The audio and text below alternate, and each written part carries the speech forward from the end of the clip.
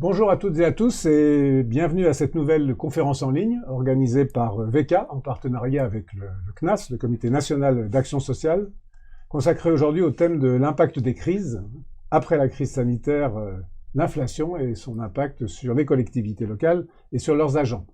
Rappelons s'il en était besoin que le CNAS est le numéro 1 de l'action sociale des personnels territoriaux et un partenaire évident et naturel sur un tel sujet. La gestion de la crise sanitaire a rappelé la place centrale du service public dans un contexte historiquement inédit de fragilité de nos sociétés, et ce rôle central repose sur les agents en premier lieu, leur engagement, leur santé, et évidemment, bien sûr, sur la robustesse d'organisations qui ont pu trouver un nouveau souffle dans leur capacité à répondre à de nouveaux problèmes. Aujourd'hui, les collectivités locales et leurs agents doivent faire face à l'inflation. Si les finances locales avaient globalement plutôt bien résisté à la crise du Covid, comment répondre à cette nouvelle urgence? Cantines scolaires, crèches, piscines, musées, bibliothèques, mais aussi des chantiers, les collectivités doivent faire face à l'augmentation générale des prix depuis plusieurs mois et tout particulièrement à l'escalade des prix de l'énergie.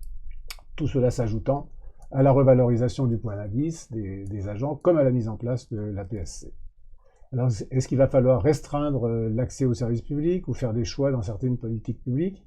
Mais aussi quel impact pour les agents, et surtout les plus précaires ou les moins protégés qui prennent cette nouvelle crise de plein fouet? Comment les aider au mieux pour tenter de répondre à ces questions, si tant est qu'il soit possible de le faire pour toutes? Deux invités. Une invitée d'abord, Emmanuel Brissard, DRH de Reims et de la communauté urbaine du Grand Reims. Bonjour Emmanuel. Et un invité, Anthony Junta, DGS de la ville de La Courneuve. Bonjour. Bonjour Emmanuel. Ils sont également présents pour répondre à vos questions que je relayerai. Posez-les grâce à l'icône « Questions » en bas de votre écran. Mais commençons par vous, Anthony Junta. Quel constat faites-vous à La Courneuve, entre autres évidemment, de l'impact de l'inflation sur votre collectivité et quelles sont selon vous les marges de manœuvre possibles dont vous disposez? Déjà, pour commencer, c'est un tout petit peu compliqué et un peu nouveau pour nous, cette situation d'inflation. Si on regarde un petit peu comment on travaille depuis de nombreuses années, on n'a pas été vraiment formé à travailler dans des organisations complexes en situation d'inflation. On a connu depuis maintenant au moins 2 décennies une situation relativement stable. Et puis, on a eu cette crise sanitaire, et maintenant cette crise, notamment internationale, qui produit une inflation relativement importante, et on est un peu dépourvu, je trouve, mais par manque d'anticipation, face à cette situation, dont les impacts ne sont pas encore complètement bien identifiés. Hein. On a ici ou là quelques informations qui nous parviennent, on a des projections, et on se doit, et c'est notamment actuellement les préparations budgétaires, dans les collectivités territoriales, on se doit de mettre en perspective des augmentations qui sont pour certaines d'entre elles extrêmement élevées, et vous avez vu que les associations d'élus locaux ont unanimement interpellé le gouvernement sur le mur qui était devant eux, et des problématiques que ça pouvait évidemment engendrer. Alors comment on s'y prépare? On essaie de s'y préparer avec responsabilité, en prenant en considération l'ensemble des facteurs qui sont devant nous, enfin, qu'on nous impose, et puis les possibles solutions. On essaie déjà dans un premier temps d'apprécier un petit peu le niveau de l'impact, alors à court terme déjà dans un premier temps. Dans un second temps, d'essayer de regarder si cette crise sera une crise durable, et donc si on va vers une situation où l'inflation va continuer pendant de nombreuses années, ou si, on l'espère, on pourra retrouver des niveaux d'augmentation des prix mieux maîtrisés, voire possiblement une baisse des prix une fois que tout ça sera terminé. Je vous donne un exemple. On a reçu 2 courriers. Nous, on est adhérents de 2 syndicats intercommunaux, l'un pour le gaz, le CIGF, l'autre pour l'électricité, notamment le CIPEREC. Et les 2 courriers nous disent, d'abord, nous font partager leurs préoccupations, nous disent qu'ils ne savent pas vraiment, et nous proposent globalement des fourchettes d'augmentation.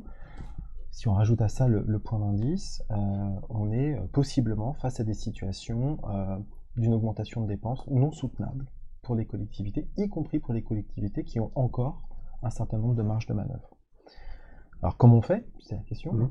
On interroge finalement nos politiques publiques, on essaye de trouver des mesures. La particularité, c'est que et là il y a possiblement une injonction paradoxale, c'est que le niveau de recherche d'économie que nous devrions aller donc chercher pour pouvoir soutenir l'impact et pouvoir y répondre sans abîmer la qualité des services publics, ça nécessiterait des démarches de conduite du changement. Et on le sait, la conduite du changement, c'est plutôt un temps long. Or, les réponses qu'on se doit d'apporter, c'est sur des temps extrêmement courts. Et donc là, il y a une injonction très paradoxale. Bon, il faut qu'on trouve des solutions dans des temps extrêmement courts, qui reposent globalement sur des questions notamment organisationnelles, d'évaluation, de conception, de production et d'évaluation de nos politiques publiques, alors même que les impacts financiers vont arriver tout de suite. Et là, on a ce paradoxe. Donc, on y reviendra, mais nous, on souhaite interroger finalement un peu tous les éléments sur lesquels on est en capacité d'agir. Très franchement, on réglera rien, enfin, on ne réglera pas le problème et la hauteur de ce problème en baissant les températures d'1 degré. On va possiblement,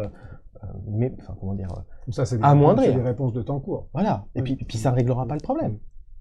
Il y a des collectivités dont l'évolution des dépenses d'énergie va être de plusieurs millions.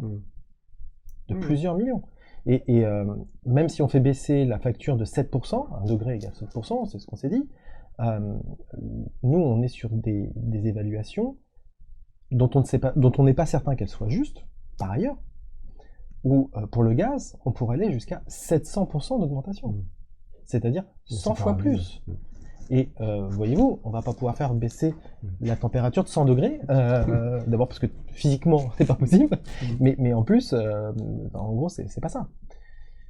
Ça pose aussi des questions de réflexion sur la soutenabilité financière des collectivités, leur robustesse, vous l'avez dit, leur maturité organisationnelle, parce que ce qui est devant nous aussi, et l'enjeu est bien évidemment de pouvoir maintenir la qualité du service public, ce qui est devant nous va nécessiter vraisemblablement la mise en place d'un nouveau logiciel, d'une nouvelle méthode de travail, pour qu'on aille rechercher toutes les marges de manœuvre dont on dispose et qu'on réinterroge, y compris la manière de produire les politiques publiques. Et là, c'est de ça dont il s'agira de mettre en perspective dans les réunions budgétaires qui vont avoir lieu, bien évidemment, avec les techniciens, les administratifs, mais aussi avec les élus. Alors même que, moi je tenais à le dire aussi, quand même, les élus dont c'est possiblement le premier mandat, ont été élus en 2020, ils ont eu 2 ans de crise sanitaire, on commence à revenir sur quelque chose d'à peu près normal, et là on se retrouve dans une situation de bulle inflationniste qui est totalement, absolument pas maîtrisée pour les collectivités territoriales. Territoriales, n'ont pas de bouclier. Et si on pose la question de cette injonction paradoxale entre nécessaire conduite du changement, réinterrogation de nos pratiques, y compris de nos champs organisationnels, et réponse obligatoire, rapide, brutale, dans un contexte de forte contrainte, c'est là où le bouclier a le plus de sens. C'est là où le fait de pouvoir avoir une protection prend tout son sens, puisqu'il nous faut du temps pour pouvoir modifier les choses. Et pour l'instant, il n'y a pas de bouclier tarifaire sur les évolutions des dépenses d'énergie pour les collectivités territoriales, ce qui va mettre grand nombre d'entre nous en grande difficulté. Est-ce que ça peut poser la question du périmètre même de l'action publique? Alors, on espère que non. Puisque l'enjeu... ça fait partie des Voilà, on espère que non. Mais en plus, dans cette histoire, il y a quelque chose qui moi, je trouve profondément injuste, c'est qu'on ne va pas être logés tous à la même enseigne. Il y a des collectivités qui ont encore des marges de manœuvre. Il y a des collectivités qui ont globalement une solidité budgétaire, une maturité organisationnelle, qui vont permettre possiblement de trouver des réponses relativement efficaces. Mais il y a des collectivités en France qui n'ont plus aucune marge de manœuvre, qui sont dans des situations totalement... presque pas, elles ne sont pas exsangues, mais elles ne pourront pas faire face. Et la difficulté, c'est que, bien évidemment, face à cette situation-là, les élus n'auront pas d'autre choix que de faire des choix difficiles. Et ce qui peut paraître étonnant, puisqu'on parle de service public, on parle du service public local, on parle de politique publique absolument essentielle pour les gens. Les écoles, les lycées, les collèges, les politiques de proximité, l'environnement, l'urbanisme. En fait, c'est l'inflation qui va dicter les choix politiques. C'est le niveau d'inflation et l'incapacité collective à pouvoir y répondre qui vont décider de la marge de manœuvre des choix politiques des élus. Ça paraît dingue. Et ça paraît d'autant plus dingue que, puisqu'on ne va pas tous loger la même enseigne, puisqu'on n'est pas tous dans la même situation, ça va accroître les inégalités territoriales. Mais est-ce que, justement, dans l'accroissement des inégalités territoriales, il y a aussi le fait que certains équipements, par exemple, soient fermés ou avec des prestations qui diminuent, est-ce que ce ne sont pas toujours, justement, les citoyens les plus défavorisés qui risquent de le subir? Si.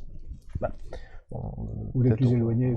On y reviendra, mais y compris la manière dont a été conçue dans la loi de finances rectificative les mécanismes de compensation, on y reviendra, d'avoir pris en considération le potentiel financier sans prendre en considération les charges, c'est-à-dire les critères qui sont aujourd'hui retenus par chacun sur les mécanismes de péréquation, c'est un non-sens.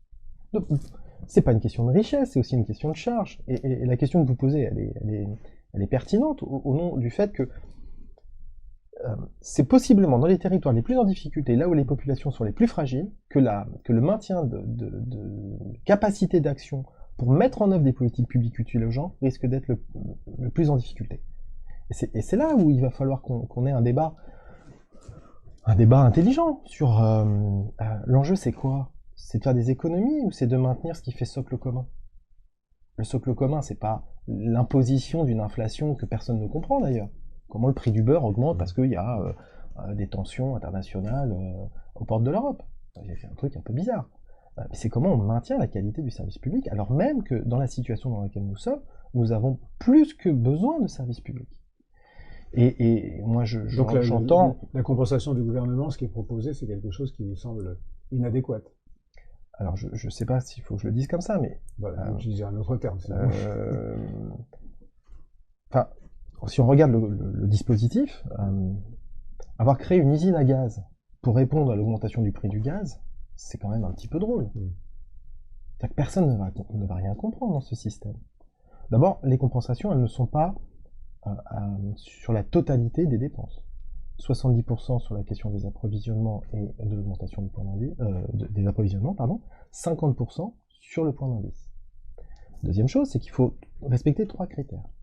Et que ce respect doit être cumulatif. Si un des 3 critères n'est pas respecté, alors on n'est plus éligible.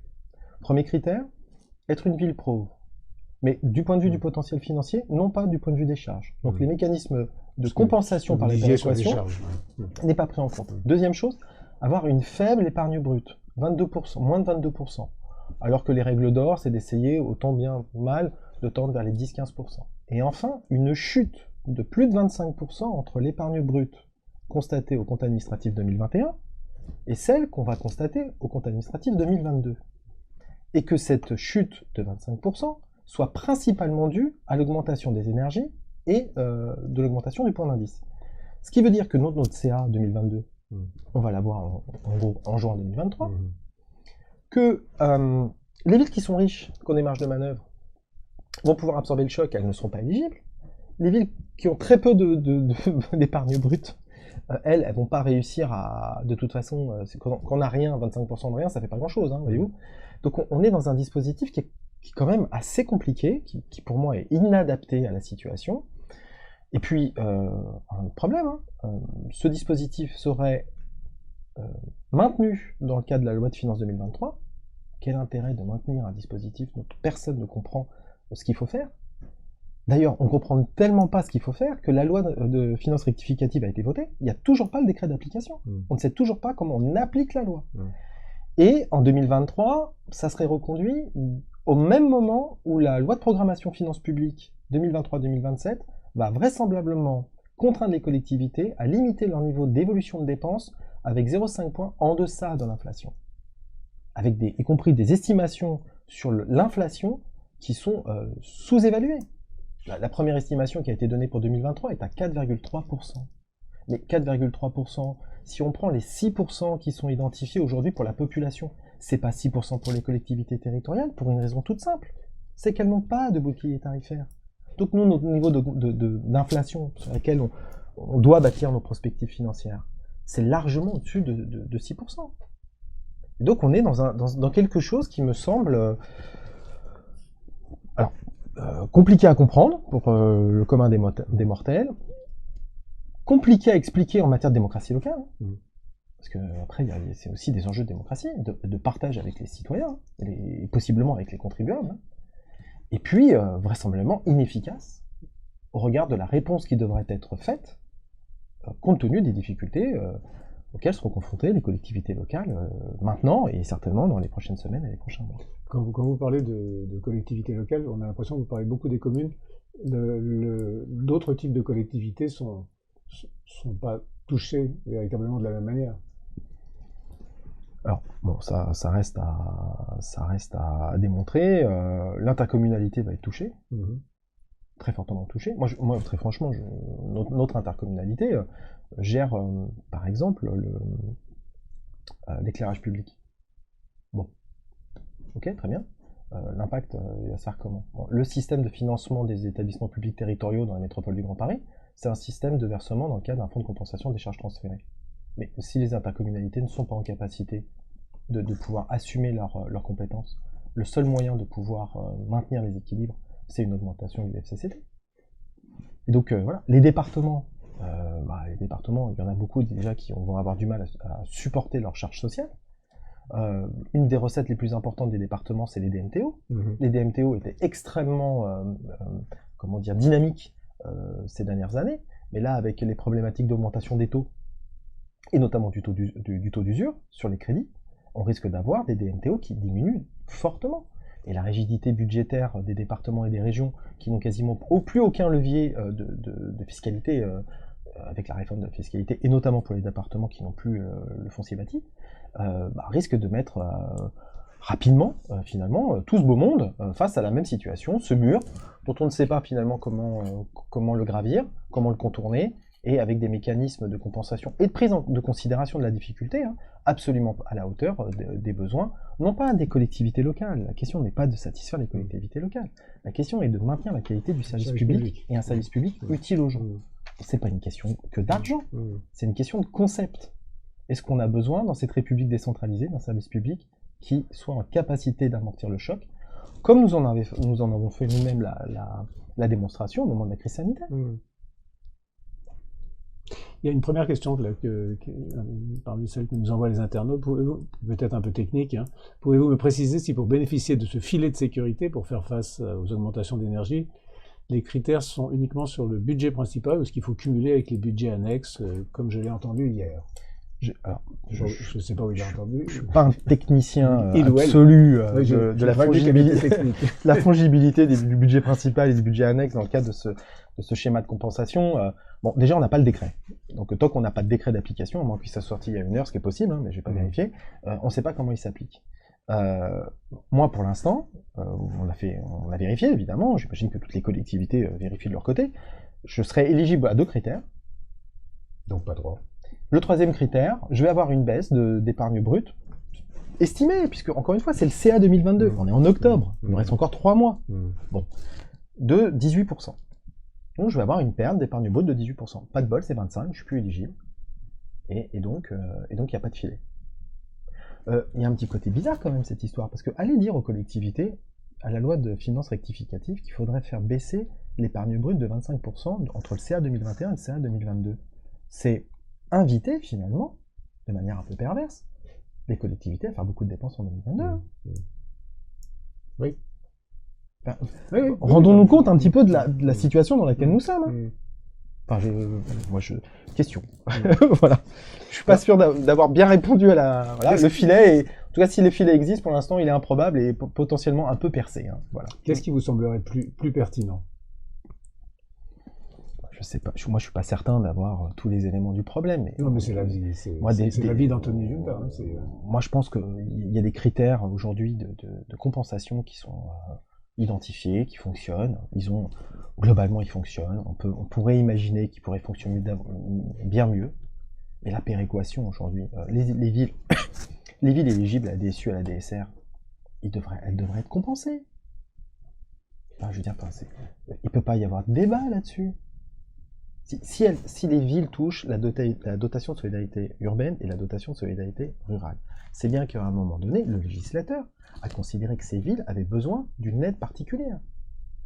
Vous allez avoir des villes en DSU ou en DSR qui vont pouvoir être compensés et d'autres non.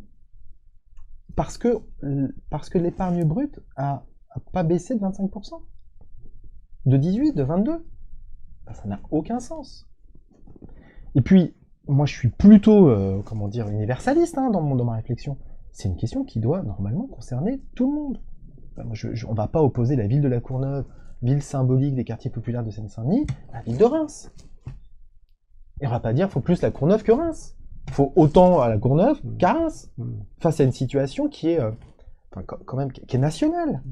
Oui, et qui une seule ligne, la qualité du service public. Et dont les conséquences, en tout cas dont les causes, n'ont absolument rien à voir avec les décisions prises par les collectivités territoriales. C'est des facteurs totalement exogènes. Donc on nous fait peser des facteurs exogènes sur lesquels on n'a pas la main, sur lesquels nous n'avons aucune capacité d'avoir une évaluation fine des impacts à moyen terme. On ne sait pas. D'ailleurs, personne ne sait. Et à qui on demande, les raisons pour lesquelles on demande aux collectivités de serrer la ceinture avec, moi j'insiste là-dessus, 70% de l'investissement public sont portés par les collectivités territoriales. Si vous réduisez l'épargne brute, vous allez réduire l'épargne nette. Si vous réduisez l'épargne nette, vous allez réduire de fait la capacité d'autofinancement des investissements. Si vous avez moins d'autofinancement pour les investissements, vous allez devoir recourir à l'emprunt. Si vous devez recourir à l'emprunt dans un système d'inflation où les taux augmentent, il y a des communes qui ne pourront plus emprunter.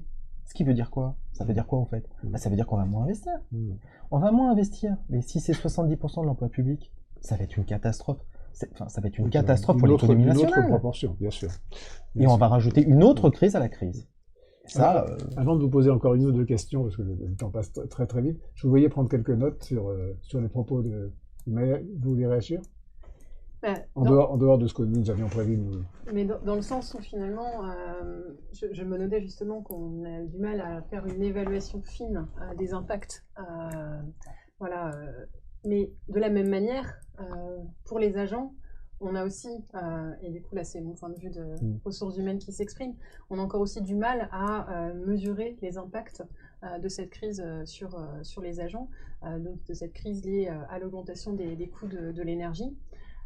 Et nos agents aujourd'hui sont impactés depuis plusieurs mois par l'augmentation des coûts de carburant.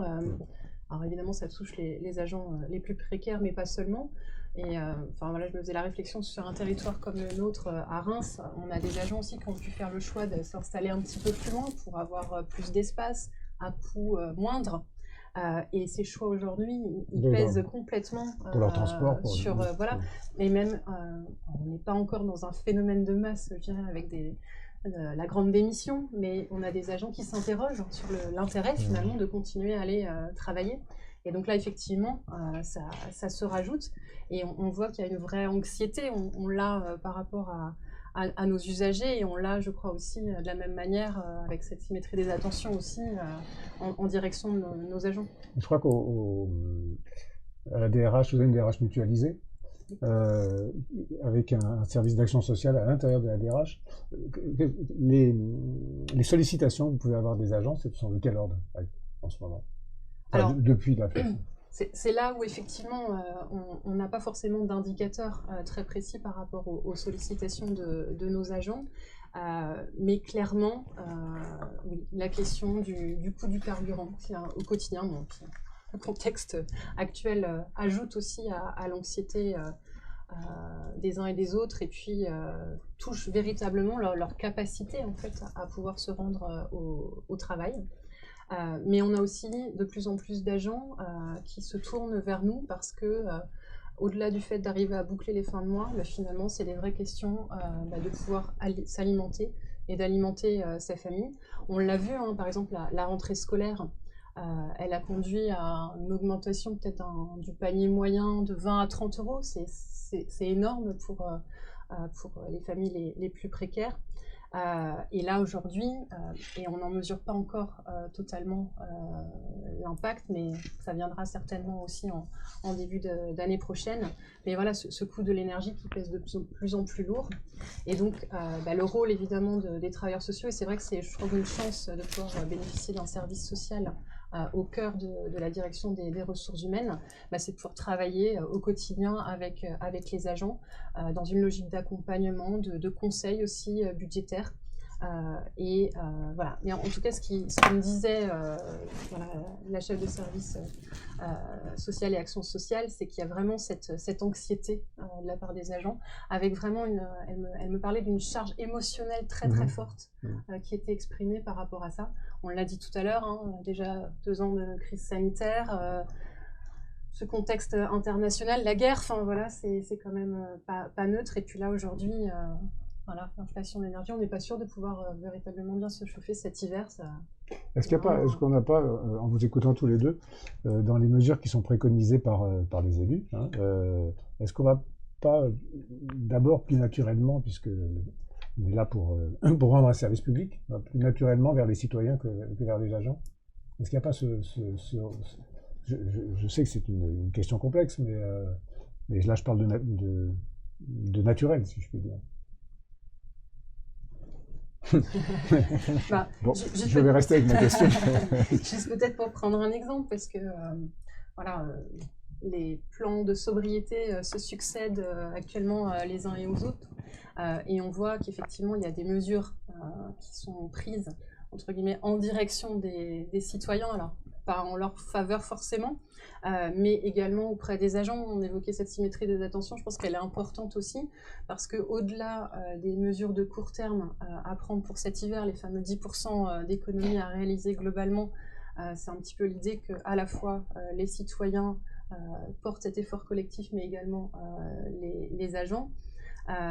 Donc il y a vraiment ces 2 facettes-là, et ça me semble important, parce que finalement c'est aussi cette question de l'appropriation d'enjeux plus globaux qui est important aujourd'hui, et on a peut-être cette crise aussi entre guillemets de l'énergie qui se veut encore une fois comme un accélérateur du changement. On parlait tout à l'heure du temps long pour la conduite du changement, c'est une réalité.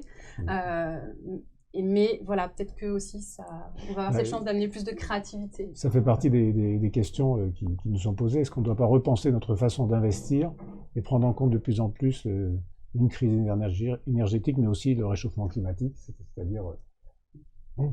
Ceci dit, ça ne va pas répondre... Je partage votre avis. Et je pense qu'il ne faut pas opposer... la population et aux agents. Bien sûr. D'autant que je pense qu'il fallait l'évoquer. Oui, mais d'autant qu'on a beaucoup d'agents qui sont aussi des habitants. Citoyens.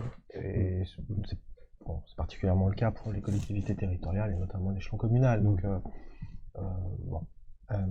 on est quand même dans un contexte. Alors, c'est un peu la chose un peu intéressante, s'il devait y en avoir une, c'est qu'on est dans un des contextes les plus favorables pour aller vers quelque chose, en gros pour changer de logiciel, de paradigme, changer les méthodes. Là on a une crise, on apprécie, enfin il faudrait apprécier la question de la consommation des énergies au regard, non pas de ce que ça peut produire comme conséquence pour la planète, mais pour limiter le choc asymétrique de l'inflation. Et si on regarde la loi climat résilience, le décret tertiaire, c'est 40% de baisse sur les ERP de plus de 1000 m². C'est ce qui est demandé dans une loi climat résilience qui n'avait pas intégré l'inflation. La mise en œuvre des objectifs de développement durable qui sont repris par l'ONU et qui se déclinent aujourd'hui dans les agendas 2030.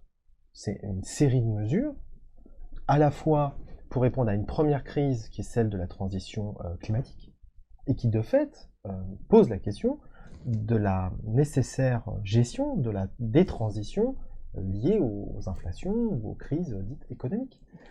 Je crois qu'il faut qu'on arrive à faire le lien, parce que sinon on va s'empêcher d'avoir cette réflexion sur le temps long. Nous étions déjà en train d'étudier le décret tertiaire. On était déjà en train de se dire qu'il faut avoir des bâtiments moins énergivores, de traiter les questions des isolations, de traiter la question de l'installation systématique des éclairages à LED, de faire de la formation aux éco-gestes, tout ça on le fait.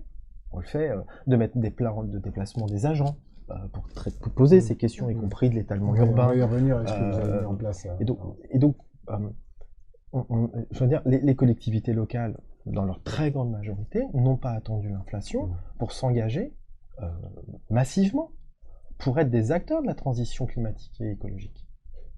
Et c'est au moment où elles doivent le faire, et qu'elles doivent le faire le plus intelligemment possible, qu'on leur impose une situation économique sans aucun soutien de l'État, en fait. Et c'est là où il y a un paradoxe, à mon avis. C'est un enjeu qui va au-delà, possiblement un enjeu qui va au-delà des collectivités. C'est un enjeu de notre capacité collective, État, collectivités territoriales, habitants, corps intermédiaires structurés, associations, de porter une ambition.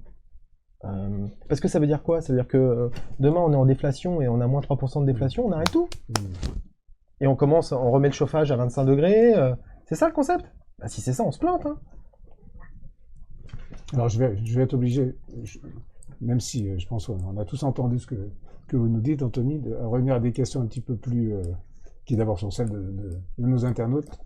Je crois que vous aviez à Reims un fonds de secours que vous avez mis en place. Et est-ce que vous avez dû en revoir les critères d'accès et les modalités? Alors, c'est une réflexion qu'on avait engagée, effectivement, avant que cette crise-là nouvelle vienne nous percuter, malgré tout. Il y a toute une palette d'actions sociales qui a été développée par la ville de Reims et le Grand Reims. J'ai toujours coutume de dire voilà, que ça représente environ 2 000 € par an par agent, ce qui effectivement n'est pas négligeable. Elle a différentes facettes. On évoquait en introduction la PSC, la protection sociale complémentaire, avec les aspects de prévoyance et de santé. Il y a également voilà, des titres restaurants et un restaurant du personnel. Cette offre en matière d'action sociale et de loisirs qu'on vient de renouveler, notamment en adhérant là, depuis le 1er janvier 2022 au CNAS. Mais effectivement, au-delà, nos collectivités ont fait le choix de permettre aux agents, parfois il y a des difficultés ponctuelles, et donc ça peut être par exemple une aventure prime, mais on a également effectivement ce fonds de secours. Et j'évoquais tout à l'heure la question alimentaire. De plus en plus, ce fonds de secours se traduit aussi par des secours alimentaires directs, au-delà de ce qu'on peut faire par exemple pour l'accompagnement au paiement des loyers, par exemple directement auprès d'un bailleur social. Et ce fonds-là, je dirais que jusqu'à présent, il était relativement peu utilisé, il était bien présent. Donc on y recourt de plus en plus. Et surtout, voilà, on essaye aussi d'en revoir les modalités, puisque finalement, parfois les dispositifs-là, ils vont plus concerner, je dirais, les agents qui sont peut-être les plus installés, titulaires, moins les sur contractuels, poste permanent, et peut-être voilà, moins nos agents qui ne sont pas à temps complet, parce qu'on a des agents qui ne le sont pas, ou des vacataires. Et c'est ça qu'on essaye de regarder pour vraiment avoir aussi une intervention la plus globale possible. Et au-delà, l'accompagnement qu'on essaye de mener, c'est aussi d'aller vers le droit commun. On disait tout à l'heure que nos agents, ils sont habitants aussi, ils sont citoyens. Donc il y a le droit commun, en lien avec notamment le CCAS de la ville de Reims, faire le lien aussi avec les bailleurs sociaux, et puis d'inciter évidemment les agents à utiliser les prestations qui peuvent être proposées, notamment en termes d'action sociale et de loisirs, soit par notre propre comité des œuvres sociales, soit par le CNAS. Je disais tout à l'heure que la rentrée scolaire, elle avait eu un impact fort aussi pour les agents.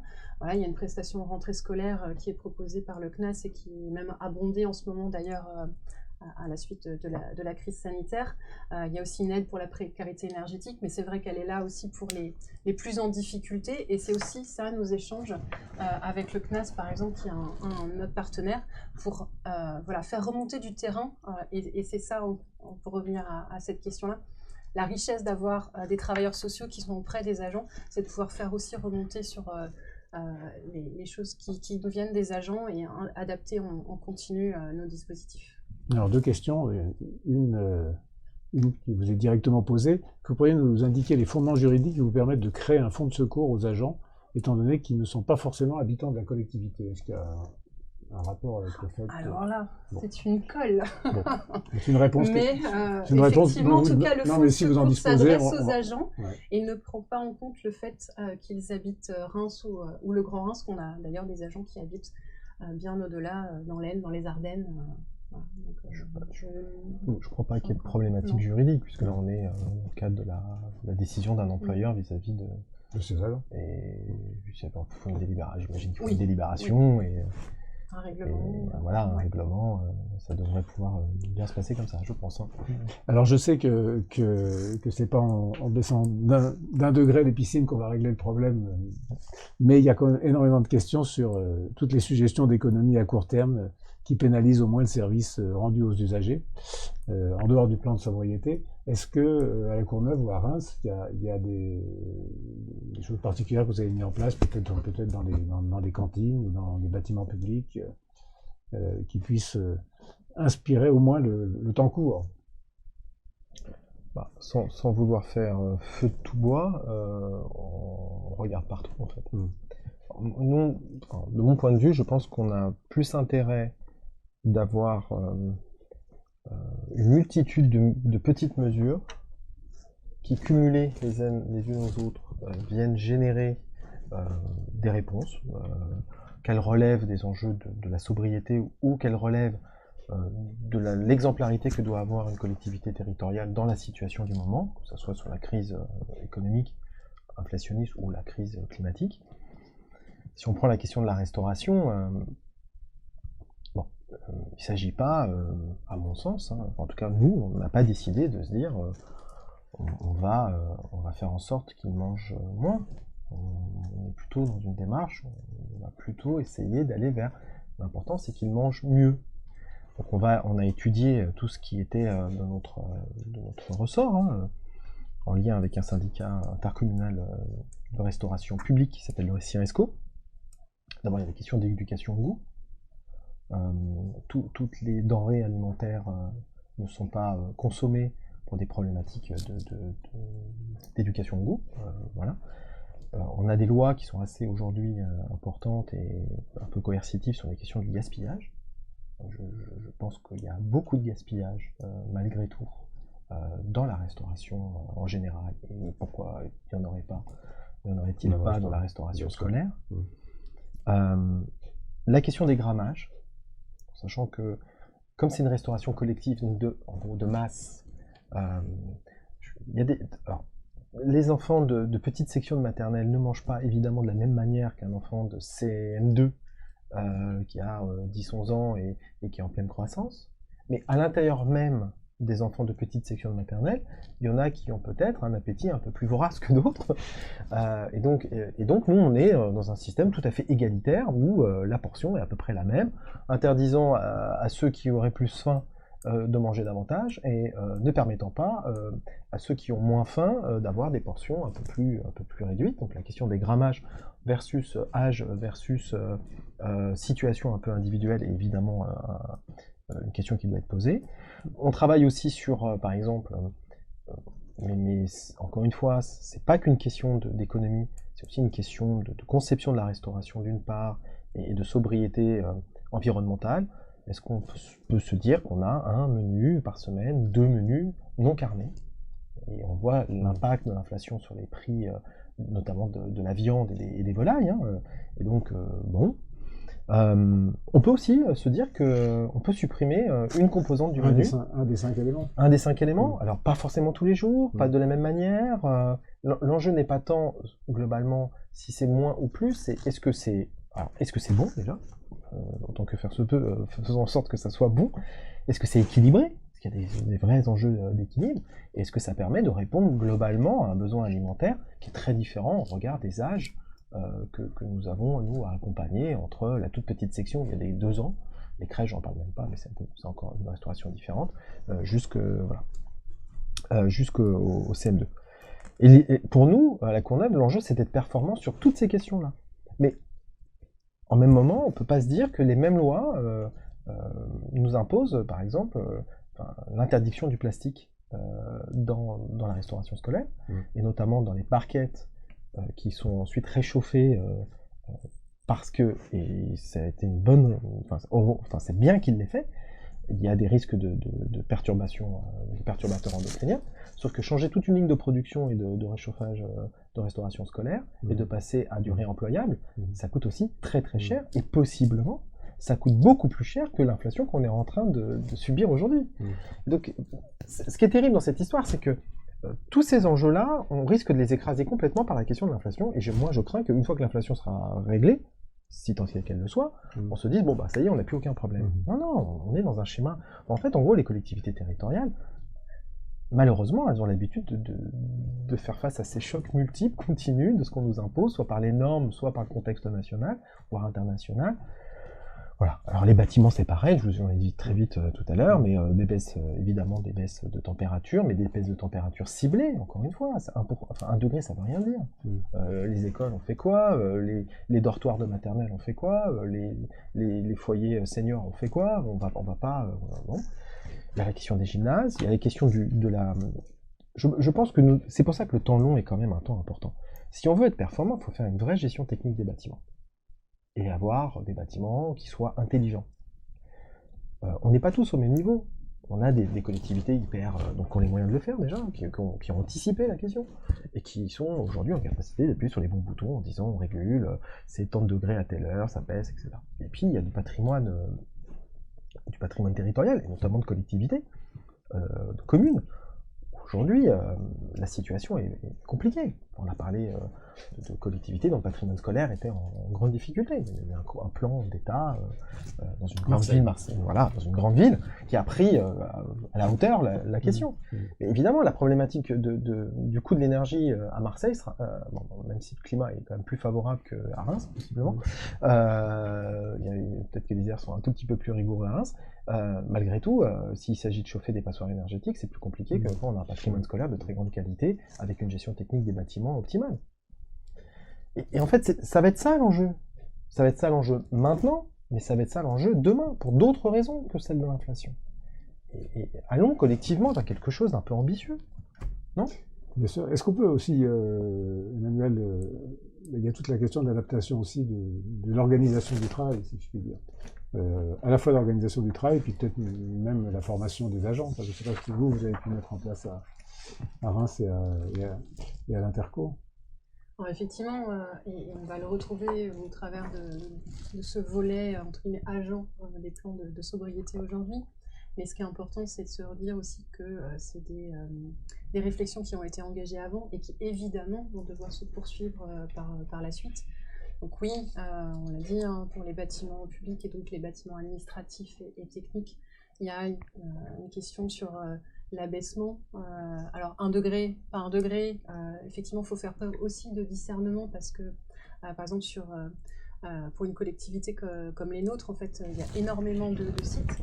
Et le patrimoine bâti n'est pas du tout le même. Donc, il faut aussi faire preuve de discernement vis-à-vis des agents pour ne pas impacter dans une trop grande mesure leurs conditions de travail. Enfin, cet élément-là, il doit rester évidemment au cœur de nos préoccupations. Les plages de chauffe qui sont optimisées. Et puis, évidemment, une incitation encore plus forte, par exemple, à revoir ces modes de déplacement professionnels. Plus de transport en commun, plus de mobilité douce ou mobilité active. Mais derrière tout ça, c'est effectivement l'enjeu de la formation, il est indispensable. On avait déjà, du coup, à notre catalogue, parce qu'on a une école de formation interne, donc ce sont des agents qui forment leurs pairs. Donc évidemment, au-delà de ce qu'on peut faire avec le CNFPT ou avec d'autres organismes de formation avec lesquels on travaille. Donc il y a une formation à l'éco-conduite, il y a une formation justement à l'usage du vélo en milieu urbain. C'est pas si évident finalement, c'est toujours une question d'accompagnement au changement, fresque du climat, etc. Mais il y a vraiment ce temps long à conserver là, à renforcer sans doute ces éléments, mais pas seulement à l'aune de cette crise, de cet hiver 2022, c'est évidemment des enjeux bien plus globaux qu'il nous faut prendre à bras-le-corps, et de manière à ce que chacun, dans ses actions, alors dans ses actions, ses décisions en tant qu'agent, mais aussi en tant qu'il contribue à la mise en œuvre des politiques publiques diverses et variées, qu'à chaque fois il y a cette réflexion-là sur quel impact ça peut avoir. Alors, sur la facture d'énergie, d'accord, à court terme, mais plus globalement. Donc il y a des signaux, parce que c'est aussi un levier managérial finalement, je crois, amenant à re-questionner nos pratiques, le fonctionnement de l'administration, mais aussi comment on rend le service public plus globalement.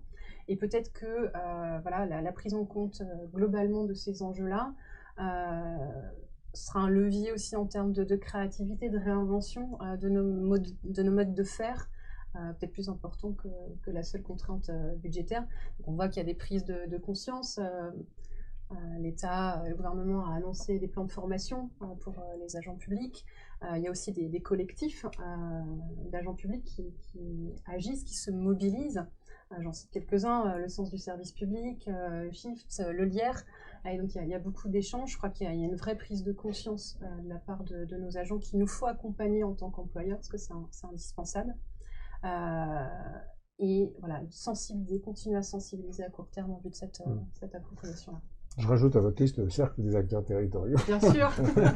Qui réfléchit sur le temps court et le temps long précisément en ce moment. Sur le point de la formation, au début, Anthony, vous évoquiez, je ne sais plus comment vous le formuliez, le fait qu'on n'est pas prêt, quoi. On n'est pas prêt à ce qu'il dit. Et est-ce que justement il n'y a pas un problème véritable de formation je veux dire, des managers publics à ces sujets-là? Est-ce que maintenant ça ne doit pas faire entièrement partie de toute formation un futur manager, oui, privé comme public d'ailleurs? Enfin, je pense qu'on peut dire oui. Alors il y a des choses qui se font. Là il y a un cycle management de la transition, je crois, entre Alinet avec la DTInet, qui travaille aussi sur ces questions-là. Là il y a la création d'un label qui est travaillé par la ATF, un label sur les questions de transition climatique, qui est en cours de construction. Donc il y a une prise, en tout cas il y a une prise de conscience collective. Après, oui, je l'ai déjà dit ailleurs, mais on se doit de faire plein de choses, nous, dirigeants locaux, et on doit être les experts de la gestion des transitions. On n'est plus dans des systèmes linéaires. Comment dire ça? On pourrait prédire sur les temps longs. Qui aurait prédit? Enfin, franchement, en 2019, à la fin du mandat précédent, qui aurait pu prédire ce que nous avons fait depuis le début de l'actuel mandat? C'est certainement très passionnant, mais c'est terrible du point de vue de ce qu'on se doit d'imaginer, mettre en œuvre pour alors à la fois pérenniser, asseoir, sécuriser ce que nous faisons, et la pérennité des actions, et en même temps être dans un schéma de réflexion quasiment continu. Et on n'est pas... encore une fois, je pense qu'il n'y a pas de mauvaise volonté, je pense que ça devrait être presque obligatoire. On devrait être dans des schémas qui nous amènent à mieux maîtriser, et c'est pas qu'une question de maîtrise en interne, c'est aussi une question de relations démocratiques. Laisser sous-entendre que le climat d'un côté et l'inflation de l'autre prédestinerait des choix qui nous concernent tous, pose en creux la relation entre le citoyen, la citoyenne et les institutions publiques. Alors, en fait, à la fin, qui décide? Au fond, qui décide? Et qui décide pourquoi? Enfin, je veux dire, là-dessus, l'inflation, même si on n'est pas touché de la même manière en fonction des capacités de pouvoir y répondre, on est tous concernés d'une certaine manière. Moi, je suis très inquiet, mais vous avez très bien indiqué le problème, mais aussi pour les agents. Parce que ce qu'on ne dit pas, c'est que la double peine pour les collectivités, l'histoire. L'augmentation du point d'indice, plus que légitime par ailleurs, au regard du gel du point d'indice depuis de nombreuses années. Cette augmentation n'est que de 3,5%. Ce qui veut dire que la perte de pouvoir d'achat, elle est réelle. Elle est plus que réelle. Bien sûr. Ensuite, puisque nous avons bénéficié d'une augmentation de 3,5% du point d'indice, mais la question, c'est pas tant le point d'indice que la valeur absolue de ce que ça génère. Bien évidemment, les cadres dirigeants, les administrateurs, les ingénieurs en chef, les conservateurs, les conservatrices, vont en volume, puisque c'est un pourcentage, avoir plus qu'un agent de catégorie C en milieu de grille. Alors même que les plus fragiles et ceux qui en ont le plus besoin, ce sont bien évidemment les agents de catégorie C, parce que des fois ça se joue à 10, 15, 20, 30 euros, et c'est potentiellement ce qu'ils ont pu avoir en net s'ils sont au tout début de grille avec ces 3,5%. Nous, très franchement, on réfléchit en tant qu'employeur à avoir, dans le cadre de notre RIFSEP, donc notre système de régime indemnitaire, un mécanisme qui vient quand même soutenir les agents de catégorie C, parce que, mais aussi les autres agents, pour des questions plus d'attractivité, parce qu'on a des problématiques de recrutement aussi, de telle manière à ce qu'on absorbe le choc. Parce qu'à un moment donné, qu'est-ce que vous voulez que je vous dise, moi, à un moment donné, il va falloir quand même trouver quelques arguments pour expliquer ce qui se passe du point de vue des richesses d'un côté et des situations individuelles en matière de rémunération de l'autre. C'est extrêmement... et tout ce que vous faites à Reims, nous on essaye de le faire d'une autre manière, mais on fait aussi plein d'autres choses. Bon, on porte ça. Là oui, je crois aussi qu'il faut qu'on soit vigilant, c'est sur les points de rupture, c'est-à-dire le moment où ça décroche. Si on a une situation qui est en difficulté, qu'on arrive à en prendre conscience et à accompagner tout de suite avant que ça bascule, on y arrive. Il y avait beaucoup de questions sur ce sujet-là. Si par contre on laisse, là encore une fois, si on laisse les choses nous échapper, les situations risquent de ne plus être récupérables et on va rentrer dans des systèmes complètement dingues, de dettes de loyer impossibles, de situations de surendettement et voire de santé mentale derrière. Et avec tous les risques psychosociaux et la santé mentale que ça produit. Donc vous voyez que la question elle n'est pas si simple en fait. Elle n'est vraiment pas si simple. C'est beaucoup de questions autour de ça, mais c'est un petit peu ce que vous nous expliquiez à Reims, de toute façon, cette logique de penser d'abord à ceux qui sont dans les situations les plus précaires. Alors il nous reste 10 petites minutes et je suis un peu obligé de vous poser des questions, pas obligé, c'est même mon devoir de poser les questions qui sont posées. Alors il y en a, je vais vous les poser, bravo si vous avez des réponses, surtout celle-là. Quelle solution peut proposer la commune aux agents qui ne sont pas résidents s'ils rencontrent des difficultés d'approvisionnement de carburant? La question a été posée. On voit qu'elle est d'actualité. On va la reposer juste avant de venir. Donc voilà, Joker ou... Alors, non, pas Joker, mais ce ne peuvent pas être des solutions, je pense, qui peuvent être malheureusement proposées à tous les agents. Du coup, le télétravail a été mis en place. Et effectivement, voilà, dans le cadre de la pénurie qui nous occupe très très fortement aujourd'hui, on peut proposer à des agents de se mettre en télétravail exceptionnel de ce fait-là. Mais il ne faut pas oublier, j'imagine que c'est la même chose à La Courneuve, c'est environ 2/3 de nos agents qui ne peuvent pas télétravailler. Dans les communes, c'est ça. Clairement, voilà, jeudi, demain, on ne sait pas si tout... en tout cas, dans le Grand Reims, les accueils périscolaires pourront ouvrir. Donc c'est une vraie question et malheureusement, pas tellement beaucoup d'éléments de réponse. Pour La Courneuve, c'est un peu différent. En zone dense, on est extrêmement bien desservi par les transports publics. Donc, bon, normalement, c'est un territoire qui est accessible. Une gare RER, une station de métro, un tramway. Bon, globalement, c'est accessible. Après, moi j'ai le phénomène inverse. Donc on m'a posé cette question-là, y compris si on pouvait mettre des véhicules à disposition. Je pense que c'est pas possible, enfin, on peut pas, c'est pas fait pour ça. Mais on a maintenant des agents qui nous disent, mais attendez, moi je peux pas chauffer mon appartement toute la journée et le coût que génère le télétravail m'intéresse pas finalement. J'ai plus envie d'être en télétravail. Je préfère être au bureau, parce que moi j'ai pas de souci avec ça, au contraire. Mais vous voyez, on va se retrouver. Alors, tu peux pas venir au boulot parce que y a plus d'essence. Bon, mais ça va se régler peut-être un jour. Ou alors l'essence coûte trop cher. Mais en même temps, aller rester en télétravail, ça a des surcoûts d'énergie qui sont pas forcément soutenables pour les agents et qui sont compensés. Genre, il y a une loi qui explique, qui dit très, très clairement ce qui est possiblement à faire.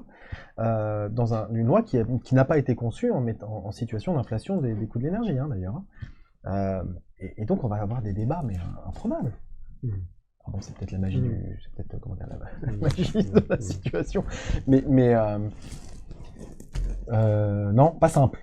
Pas simple. Bon, il y a beaucoup de questions évidemment sur le télétravail, de personnes qui probablement ne font pas forcément partie des collectivités locales, qui demandent si c'est suffisamment développé dans les collectivités territoriales, mais il y a des éléments de réponse sur notamment les proportions de personnel qui peuvent être en télétravail, notamment dans les communes, hein, qui n'est pas toujours le cas dans d'autres collectivités. Deux autres questions, et ce seront à peu près les dernières. Bon, il y en a une, c'est une demande, une requête auprès de la ville de Reims, plutôt sympathique, hein, de mutualiser les contenus, notamment sur l'école de formation en interne, en les mettant à dispo d'autres collectivités territoriales souhaitant transposer cette bonne pratique. Je ne peux qu'inviter aussi au passage à rejoindre l'association des DRH et des grandes collectivités, mais pas que, parce que cette association-là a vocation aussi à diffuser du contenu pour toutes et tous. Mais oui, bien sûr, c'est intéressant, ces échanges de pratiques. Enfin, voilà, on est nombreux à réfléchir, surtout quand on est un peu dans le mur. Donc, ok sur la mutualisation. D'accord. La mutualisation, le partage en tout cas. Voilà, la réciprocité. Voilà. Et puis une autre question qui ne me surprend pas totalement, parce pour l'instant on n'a pas parlé de la manière dont les relations se passent avec les syndicats pour toutes ces réalités-là, et une crainte qu'il y ait un petit peu de surenchère en ce moment, de surenchère syndicale, parce qu'on est dans une période électorale.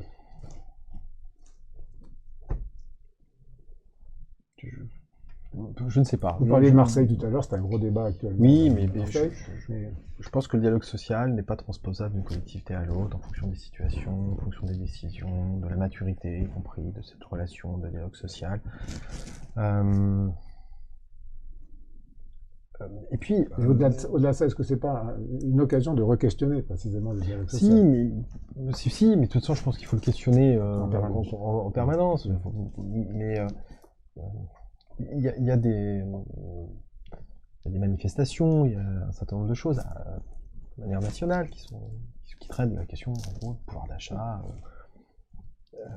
Et puis il y a des collectivités. Je crois que les agents quand même sont globalement assez conscients de ce qui se passe. Hein. Ils sont à la fois conscients, intelligents, responsables. Ils voient bien dans quelle situation on est et les difficultés auxquelles on essaie de faire face. Il y a des élections le 8 décembre prochain, j'espère que beaucoup d'agents iront voter. Bon, après oui, il y a certainement un cas quelque part où ça fait un peu de surenchère, mais je ne suis pas certain. D'accord. Je ne sais pas comment vous, en tant que DRH... Ce sur quoi je compte aussi beaucoup, c'est quelque part le rôle d'alerte que peuvent avoir les représentants du personnel. Justement, notamment pour les cas de décrochement. Oui, c'est ça, en complément de ce que peuvent voir chaque jour les travailleurs sociaux. Je pense que ce rôle-là, il est indispensable. On n'est pas encore complètement rentré en campagne non plus par rapport aux élections professionnelles du 8 décembre, qui sont évidemment un moment hyper important. Oui, on espère que le taux de participation sera très important. C'est essentiel de pouvoir construire sur aussi le moyen long terme, on l'évoquait tout à l'heure, cette relation-là. Après, oui, certains éléments vont peut-être revenir sur la table. On évoquait l'indemnité télétravail, par exemple, tout à l'heure. On a fait le choix à Reims, comme dans, je pense, beaucoup d'autres grandes collectivités. On en reparlait récemment au sein de l'association des DRH début septembre, de ne pas la mettre en place, cette indemnité, parce qu'on l'évoquait tout à l'heure, c'est un tiers de nos agents qui peuvent télétravailler, puis deux tiers qui ne le peuvent pas. Il y a aussi une question d'équité. Voilà, probablement que ce sujet-là, il va revenir aussi sur la table et qu'on va en rediscuter ensemble. Mais voilà, c'est aussi ça qui fait vivre ce dialogue social qui est important. Mais encore une fois, en essayant de s'inscrire dans le moyen long terme aussi, et pas seulement. Et puis une toute dernière question qui est une question complexe en fait, sur le fait que ce soit le point d'indice, la PSC et aujourd'hui l'inflation, on a l'impression que le rôle de l'élu employeur prend de plus en plus sa dimension. Beaucoup d'élus en sont conscients. En même temps, il faut essayer de garder une capacité d'investissement. Et la question qui se pose, mais qui serait plus à poser à des élus, mais je vous la pose quand même, c'est il n'y a pas de réponse directe, mais c'est où s'arrête le rôle de l'employeur dans ce genre de circonstances. Compliqué. Oui, parce que je crois que ça appartient vraiment à un employeur, que ce soit dans le public ou dans le privé. On parle beaucoup de RSE, d'avoir cette attention-là vis-à-vis de ses agents. C'est globalement aussi une question de performance de nos organisations. Mais c'est vrai que l'employeur peut pas toujours répondre à toutes les attentes. Il faut que ce qui peut être proposé aux agents en termes d'accompagnement soit bien là et qu'il y ait aussi une palette de possibilités, de bien retravailler ça, de le faire évoluer en permanence. Je l'évoquais avec notre fonds de secours tout à l'heure, de toujours réinterroger les choses. Mais voilà, on a eu il y a quelques semaines, dans le cadre d'une instance, un débat justement sur l'indemnité télétravail. Donc c'est vrai que nous, en tant qu'employeur, on peut mettre aussi en avant un certain nombre d'économies que les agents sont amenés à faire en étant en télétravail, notamment lorsqu'il faut beaucoup se déplacer. Et puis de l'autre côté, oui, il y a des charges au sein de son domicile.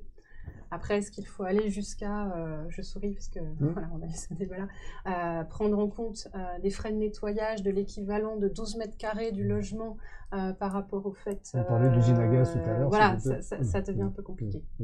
Anthony, sur ce sujet? Non, je crois qu'il ne faut pas encore opposer. C'est-à-dire que les élus locaux auront à porter des projets de territoire ambitieux, de manière, dynamique. Et le maire, autorité territoriale, chef de l'administration, le ou la maire, excusez-moi, aura à développer une stratégie d'employeur et possiblement, le cas échéant, y compris, j'aime pas trop le mot de marque employeur, mais au moins une manière d'exister. Nous, on a à peu près 850 agents permanents, on fait jusqu'à 1200 fiches de paie, donc on a potentiellement 1200 femmes et hommes qui interviennent sur nos territoires auprès de la population, des enfants, des anciens, dans nos centres municipaux de santé. Ils font un boulot exceptionnel et on ne peut pas gérer une collectivité comme ça sans se poser ces questions-là, de la responsabilité de ce qu'est en gros une entreprise publique, disons le mot, et comment la RSE et la RSO sont deux parties conjointes et permettent que l'un participe à l'autre. D'ailleurs, les beaux projets de territoire sont toujours... c'est toujours mieux d'être dans un territoire où il y a des beaux projets pour les agents, et c'est toujours mieux pour les projets de ces territoires quand les agents sont respectés, entendus, qu'il y a de la bienveillance, mais aussi de la responsabilité et de la franchise. Les usines à gaz, ça me fait rire parce que moi j'ai eu à traiter ça sur les dotations vestimentaires qui étaient prises, le nettoyage des dotations vestimentaires, les fameuses blouses, et on en était arrivé à calculer le volume de lessive et le nombre de mètres cubes d'eau qu'il fallait avec des choses. On a dit stop, on va pas faire ça, je voyais bien, ça marche pas. Donc c'est tout ça qui fait que... Bien, en tout cas, c'est des éléments de réponse pour des personnes qui se posaient des questions de savoir si une collectivité devait se poser la question de sa responsabilité sociale. Très clairement, oui. Remercier différents internautes dont j'ai pas pu reprendre la parole, mais c'était beaucoup plus des propositions, notamment de réfléchir à du télétravail dans des tiers-lieux. J'imagine que c'est des choses que vous faites ou des questions que vous vous êtes posées, et pas seulement au domicile des agents. Vous remercier tous les deux pour votre présence aujourd'hui et puis votre disponibilité. Remercier VECA et le CNAS de nous avoir permis de faire cette webconférence. Si d'autres questions arrivent, sachez qu'il y a un service VECA en continu ligne expert que vous pouvez contacter qui répondra à vos questions. Et puis à très bientôt.